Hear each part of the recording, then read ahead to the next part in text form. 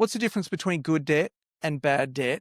And what's the simple test that listeners can use to know whether borrowing is funding a smart growth or it's covering up poor management? Cash flow's the result. When a company grows, there's cash flow impacts. When a company declines, there's cash flow impacts. But cash flow is the result of growth or decline and the result of management. Management, you've got 7 levers to play with that impact cash: price, volume, margin, overheads, receivable, inventory, WIP, and payable. When a company is borrowing money because they're running in color code red and yellow, I've got a problem. So in other words, if we have to go to the bank because our margins are dropping, we're collecting too slowly, then we're borrowing money to fund bad management. When a company is growing and they're running in color code green, I love going to the bank to borrow because we're funding for the right reason. Every bank around the world looks at one thing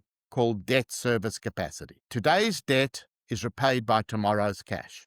The banks know your cash flow better than any other organization on the planet because cash flow is the movement in bank accounts. If the bank's worried about you, it means you've breached one of the bank ratios which measure debt service capacity. If the bank's worried about you, you should be worried about you. And the way you fix it is the combination of the 7 power of 1 levers.